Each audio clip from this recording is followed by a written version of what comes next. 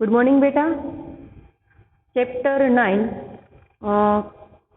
કદર, એમાં આપણે આગળ જોઈ ગયા કે રાઘોબાના સૈનિકો, મરાઠા યુવાન રાઘોબા એમના સૈનિકો વાલા કેસરિયાને તેડવા માટે એના ગરણી ગામ જાય છે 10 સૈનિકો સાથે. એનો પહેરવેશ એ જ્યારે પહોંચે છે ત્યારે એની એ હાલત કેવી થઈ ગઈ છે, મુસાફરી જેમ કરીને આપણે પહોંચતા હોય છે ત્યારે આપણી હાલત કેવી થઈ જાય છે, અને એ સાથે પછી એ સૈનિકો એને લઈને જાય છે. ત્યારે પછી રાઘોબા જ્યારે વાલા કેસરિયાને જોવે છે ત્યારે એ એમની પાસે બેસે છે. એટલું જ નહીં પણ જોતાની સાથે જ એ દોડીને ભેટી પડે છે. ભેટીને પોતાની પાસે બેસાડે છે અને ઓળખાણ આપે છે કે વાલા કેસરિયા, મને ઓળખ્યો, હું એ મરાઠો યુવાન.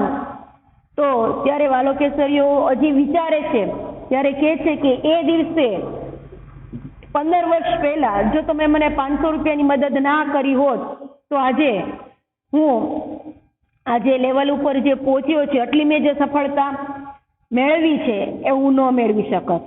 આ રીતના પોતાની એ કરેલી મદદનો ઉપકાર વાળવા એ મરાઠો યુવાન રાઘોબા એ કહે છે. ત્યારે વાલા કેસરિયાને એમ પણ કહે છે કે તારે જે જોતું હોય તું માગી લે.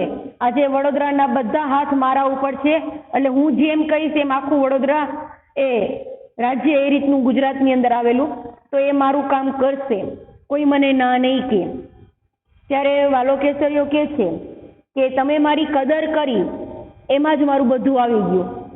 ત્યારે વાલો કેસરિયાના એ શબ્દ સાંભળી મરાઠા યુવાન રાઘોબા કહે છે કે જો હું એક શુદ્ધ શહેર મરાઠો છું, જો હું તમારી સમય આવે ને કદર ના કરું તો મલક આખું એટલે આખો વિસ્તાર મને ફટે ગે, એટલે કે મને યોગ્ય ન ગણે, એક સ્વાર્થી ગણે. બરોબર? આ રીતના એ વાલા કેસરિયા અને મરાઠા યુવાન રાઘોબા એ બંને વચ્ચે વાતચીત થાય છે. ત્યાર પછી આગળ જોઈએ, અહીંયાથી આપણે આગળ વધશું. અમીરાતમાં ઉછરેલા કેસરિયાની જીભને ટેરવે માગવાના બોલ આવ્યા નહીં. અમીરાત એટલે કે ખૂબ જ વ્યવસ્થિત રીતે જાહો જલાલીની જિંદગી જે રીતના આપણે કહીએ એ રીતના વાલો કેસરિયો ઉછરેલો હતો. તો કોઈ દિવસે કોઈની પાસે માગ્યું જ નથી. તો એની જીભને ટેરવે એટલે કે જીભના પોઈન્ટ ઉપર એ માંગવાનો કોઈ શબ્દ, બોલ એટલે કે શબ્દ એ આવ્યા જ નહીં. એટલે તાંબાનું પત્ર લાવો. ત્યાર પછી રાઘોબા એની જાતે જ કહે છે કે તાંબાનું પત્ર લાવો, અને કચેરીના કબાટમાંથી તાંબાનું પત્રું હાજર થયું. એમાં લેખ મંડાણો, ગાયકવાડ તાંબાનું ગરણી ગામ, વાલા કેસરિયાને યાદવચંદ્ર દિવાકરો બક્ષિસ. તિથિ, તારીખ અને રાજની મોહર લાગી. રાઘોબાને હુકમ કર્યો કેસરિયાને માન મર્તબા સહિત ગરણી ગામ પુગાડો. અહીંયા રાઘોબાએ જે સુબો હતો એ રાઘોબાએ એક તાંબાનું પત્ર લાવ્યું, જેમ અત્યારે 500 રૂપિયાનું જે સ્ટેમ્પ પેપર આવે છે, બરોબર? તો એ સમયમાં આવી રીતના કોઈ કાગળના પેજ નહોતા. જે મટીરિયલ જે હોય છે તાંબુ, પિત્તળ, સોનું, બરોબર, જે ધાતુ, એ મટીરિયલનું એક આખું એક પેજ, એને પ્લેન જેમ પેજ હોય ને એવી રીતના એને પ્લેન ઢાળવામાં આવતું, પાતળું એવું હતું, અને એની ઉપર લખાણ લખાતું હતું. અને એ જ દસ્તાવેજ એક રીતનો, એ જ ડોક્યુમેન્ટ મેઇન ડોક્યુમેન્ટ તરીકે ગણવામાં આવતા. ડોક્યુમેન્ટની અંદર આપણે જે દસ્તાવેજ કહીએ છીએ તે. તો એ સમયમાં આવી રીતના તાંબાના પતરા ઉપર એ લખાણ લખવામાં આવતું હતું. અહીંયા સુબા રાઘોબાએ શું લખાણ લખી દીધું કે ગાયકવાડનું અગરણી ગામ, એમાં આવેલ વાલો કેસરિયા કરીને એ વ્યક્તિ એને યાદવચંદ્ર દિવાકરો, એટલે કે જ્યાં સુધી ચંદ્ર અને સૂર્ય, દિવાકર એટલે કે સૂર્ય, ચંદ્ર અને સૂર્ય જ્યાં સુધી આ પૃથ્વી ઉપર છે ત્યાં સુધી આ ગામ, ગરણી ગામ, વાલા કેસરિયાને બક્ષિસ એટલે કે ભેટ રૂપે આપવામાં આવે છે. એટલે આખા ગામનો એ માલિક એ વાલો કેસરિયો એને ગણવામાં આવે છે. તિથિ લખાણી, તારીખ લખાણી, રાજની મોહર, જેમ અત્યારે ગુજરાત ગવર્મેન્ટ સરકાર કે ભારત સરકારનું જેમ સ્ટેમ્પ લાગવામાં આવે છે, તો એ સમયમાં જ્યારે રાજાશાહી શાસન ચાલતું હતું, બરાબર, ત્યારે એ રાજાશાહી શાસનની અંદર એની આખી મોહર એનો સ્ટેમ્પ લગાડવામાં આવ્યો અને ત્યારે રાઘોબાએ હુકમ કર્યો કે કેસરિયાને આ પત્ર સાથે માન સન્માન સહિત એને ગરણી ગામ પુગાડો એટલે કે પહોંચાડી દો, આરામથી એને પહોંચાડી દો, રસ્તામાં કોઈ પણ તકલીફ ન પડે એનું ધ્યાન રાખીને વ્યવસ્થિત માન સન્માન સાથે એને પહોંચાડી દો.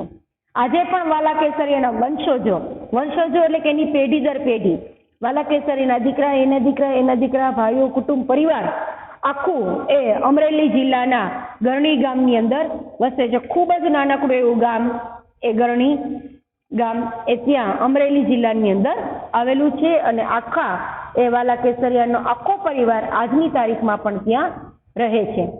ઓકે, અહીંયા ચેપ્ટર તમારું એ પૂરું થાય છે. તો અહીં સુધી ક્લિયર? સમજાઈ ગયું? એન્ડિંગ ખ્યાલ આવી ગયો બધું? અને કોઈ પણ માણસ જ્યારે સારું કાર્ય કરે છે ત્યારે એની વેલ્યુ કરવી એ એક આપણી ફરજ બને છે, એટલે કદર કરવી. બરાબર? કોઈની આપણે કોઈની મદદ કરીએ, બરાબર, તો કોઈ આપણી કદર કરે કે ન કરે, પણ એક મદદ કરવી એક આપણો નિયમ હોવો જોઈએ, એક આપણો ધર્મ હોવો જોઈએ. અને કોઈ પણ વ્યક્તિ જસાણી દિયા પ્રોપર બિહેવિયર કરો. તમે પૂરા ક્લાસ સાથે બેઠા છો, રેકોર્ડિંગ થાય છે, સારું લાગે છે દિયા બેટા? This is not good manner.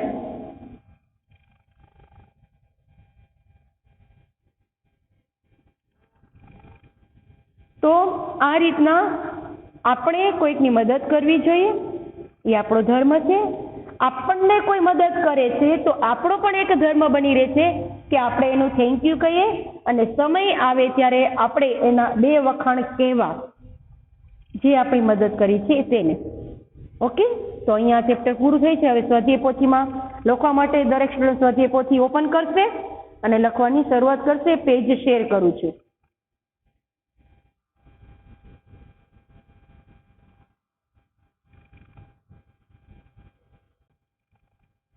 Okay બેટા, પાઠની લખવાની શરૂઆત કરશું.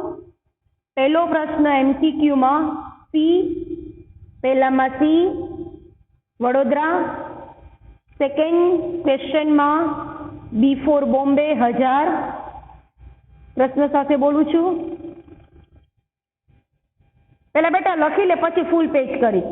હા, આમાં દેખાય છે. Yes, real story Drona. First question, વાલો કેસરીયો ઘોડા વેચવા ક્યાં ગયો હતો? એમાં આન્સર સી વડોદરામાં. સેકન્ડ, વાટ ખર્ચી માટે કેસરિયાએ કેટલા રૂપિયા લીધા? એમાં બી 1000. થર્ડ ક્વેશ્ચન, શેઠે કેસરિયાને કેટલા રૂપિયાનું બિલ ભરવા કહ્યું? એ 500. ફોર્થ, જુવાન મરાઠાને કોનામાં ફરિશ્તાના દર્શન થયા? જુવાન મરાઠાને કોનામાં ફરિશ્તા એટલે કે ભગવાનનો એક માણસ, એમના દર્શન થયા? તો બી વાલા કેસરિયામાં. ફિફ્થ MCQ, જુવાન મરાઠો ક્યાંનો સૂબો બન્યો? એમાં બી ઓપ્શન અમરેલીનો. નો વૃષ્ટિ, પેન્સિલથી બેટા તમારા જે પણ એક્ઝામના પેપર હશે એમાં તમને હું બોલપેનથી લખવાની પરમિશન આપીશ. સ્વાધ્યાય પોથીમાં એટલે કે વર્કબુકમાં પેનથી નથી લખવાનું, પેન્સિલથી લખવાનું છે. ઓકે, એક્ઝામના પેપરમાં તમને બ્લેક પેનથી, બ્લુ પેનથી લખવાની પરમિશન આપીશ. આગળ ફરીથી MCQ બધા બોલી જાઉં છું. ફર્સ્ટમાં સી વડોદરા, સેકન્ડમાં B4 બોમ્બે 1000, થર્ડમાં એ 500, ફોર્થમાં B4 બોમ્બે વાલા કેસરિયા, ફિફ્થમાં B4 બોમ્બે અમરેલીનો. અહીંયા B4 બોમ્બે એટલા માટે બોલું છું કે બી અને ડી નું ક્યાંક ઉચ્ચારણ કોકને સમજ ફેર થાય એટલા માટે, બીજું કોઈ રીઝન છે નહીં. ત્યાર પછી ક્વેશ્ચન નંબર 2, નીચેના પ્રશ્નોના ઉત્તર એક એક વાક્યમાં લખો. એમાં પહેલો પ્રશ્ન, કર્ણુકી નદીના પાણી કેવા હતા? કર્ણુકી નદીના પાણી કેવા હતા? Question mark. આન્સરમાં કર્ણુકી નદીના પાણી ટોપરા જેવા મીઠા હતા. નદીના ના ઉપર અનુસ્વાર, મીઠા ઠા ઉપર અનુસ્વાર અને હતા તા ઉપર અનુસ્વાર. Full stop. Answer over. કર્ણુકી નદીના પાણી ટોપરા જેવા મીઠા હતા. Full stop. Answer over. ત્યાર પછી સેકન્ડ ક્વેશ્ચન, ગરણી ગામ ક્યાં આવેલું છે? ક્વેશ્ચન માર્ક સાથે. આન્સરમાં ગરણી ગામ કર્ણુકી નદીના કાંઠે, ગરણી ગામ કર્ણુકી નદીના કાંઠે આવેલું છે. કર્ણુકી નદીના કાંઠે આવેલું છે. Full stop.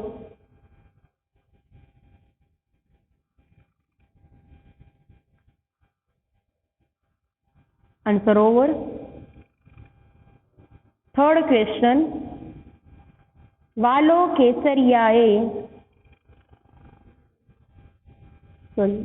કેસરિયો કોણ હતો? વાલો કેસરિયો કોણ હતો? Question mark. આન્સરમાં વાલો કેસરિયો ગરણી ગામનો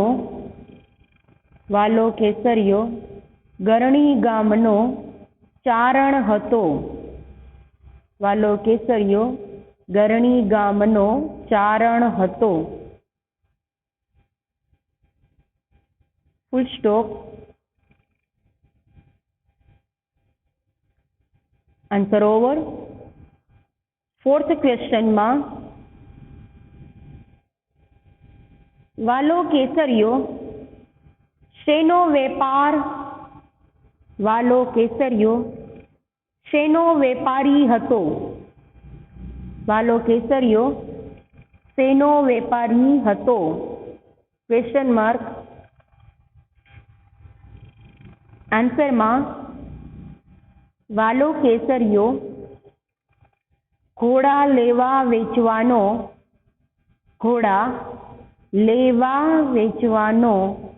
ધંધો કરનાર. ધંધો લખવો ન હોય તો તમે ત્યાં વેપાર લખી શકો છો. વેપાર કરનાર વેપારી હતો. વેપાર, ઘોડા લેવા વેચવાનો વેપાર કરનાર વેપારી હતો. Full stop. Answer over.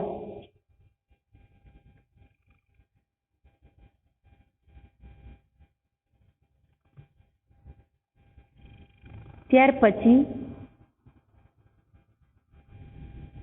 નો આન્સર. ફિફ્થ ક્વેશ્ચનમાં, વાલા કેસરિયાના તબેલામાં કેવા કેવા ઘોડા હતા? વાલા કેસરિયાના તબેલામાં કેવા કેવા ઘોડા હતા? Question mark.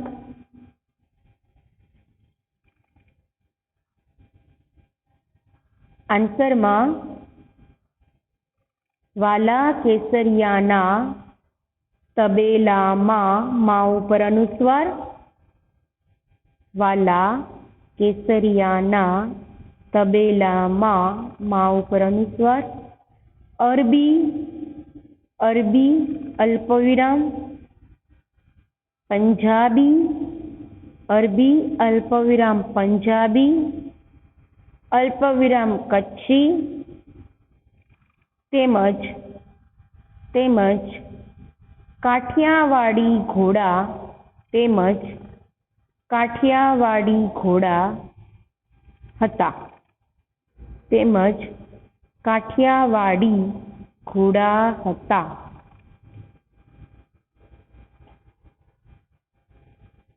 ફૂલ સ્ટોપ. Answer over.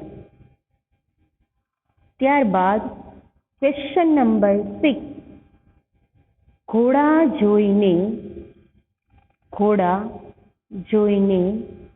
ખરીદ્યા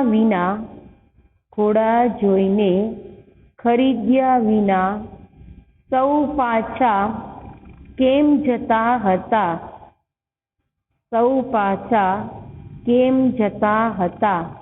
ક્વેશ્ચન માર્ક. આન્સરમાં ઘોડાઓની કિંમત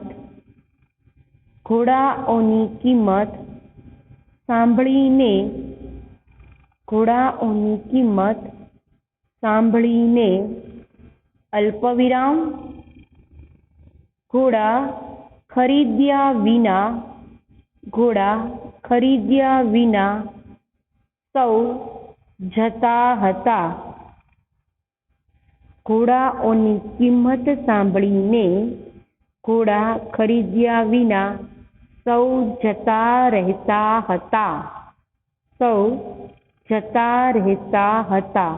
આનો અર્થ એ થાય કે ઘોડાની કિંમત ઘણી વધારે હતી.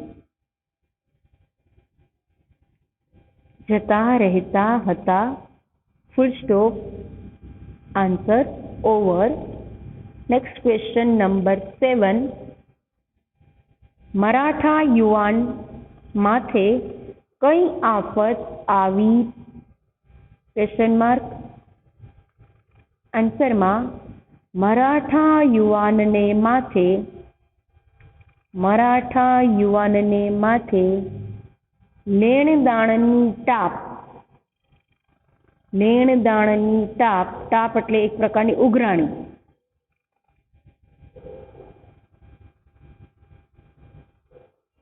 ટાપ એટલે કે જપ્તી ની આફત આવી હતી. લેણદાણની ટાપ, જપ્તીની આફત આવી હતી. Full stop. Answer over. ત્યારબાદ ક્વેશ્ચન નંબર 8 ઘોડાઓનો વાન કેવો હતો?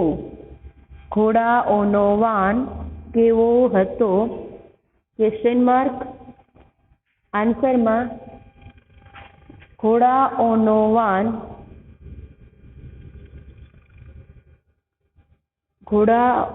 વાન હાથ મૂકીએ તો લપસી જાય એવી સુવાળી ચમકીલી ચામડી વાળો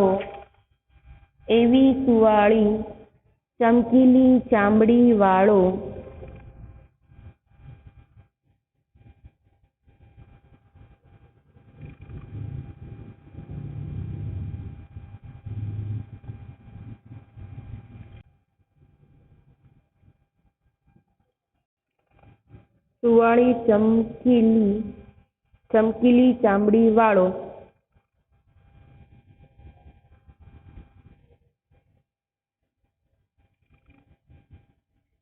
અને થી અહીંયા એડ કરો એટલો પ્રશ્ન લખજો બેટા.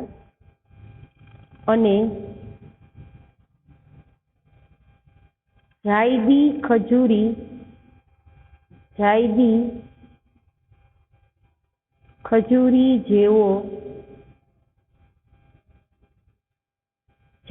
ખજૂરી જેવો તેનો વાન હતો.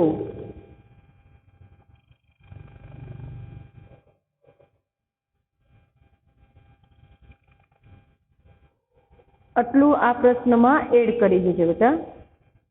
અને જાયદી ખજૂરી જેવો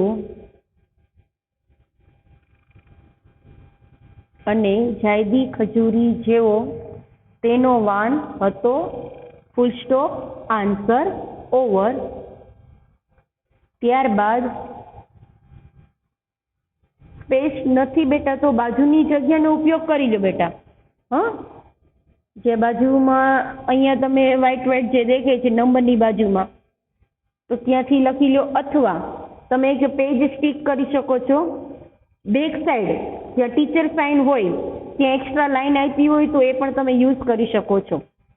લાઈન નથી આપી તો એક એક્સ્ટ્રા પેજ સ્ટીકી નોટ આવે છે એ રીતના એ તમે સ્ટીક કરી શકો છો. ત્યારબાદ 9મો પ્રશ્ન. કેસરિયા એ ખોરડા પાસે શાનો ઢગલો જોયો? કેસરિયાએ ખોરડા પાસે શાનો ઢગલો જોયો? આન્સરમાં કેસરિયાએ ખોરડા પાસે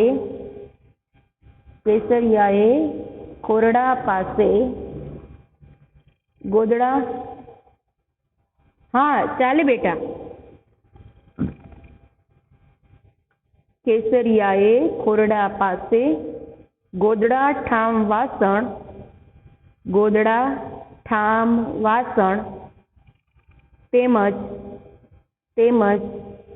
ઘરની નાની મોટી તમામ જણસો એટલે કે તમામ વસ્તુઓનો ઢગલો જોયો. કેસરિયાએ ખોરડા પાસે ગોદડા અલ્પવિરામ ઠામ વાસણ વચ્ચે ડેશ તેમજ ઘરની નાની મોટી વચ્ચે ડેશ તમામ જણસોનો બ્રેકેટમાં વસ્તુઓ લખી લેજો જેથી કરીને યાદ રહે. તમામ વસ્તુઓનો ઢગલો જોયો. ફૂલ સ્ટોપ. Answer over. ઓકે, તો જેને બાકી છે એ લખી લેશે, થોડી સ્પીડ રાખશે. ઓકે બેટા, પ્રશ્ન નંબર 10. સિપાઈને જોઈને આઈ શા માટે વિચારમાં પડી ગયા? સિપાઈને જોઈને આઈ શા માટે વિચારમાં પડી ગયા? Question mark. આન્સરમાં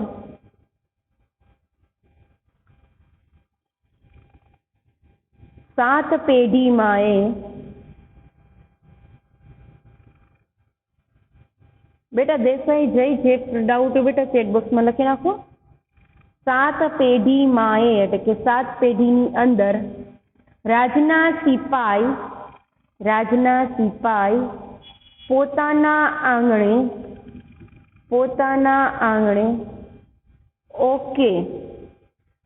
ઓકે બેટા, ટાઈમ ઇઝ ઓવર. ટાઈમ થઈ ગયો છે. Okay, thank you and God bless you. Next પીરિયડમાં આપણે આગળ વધશું.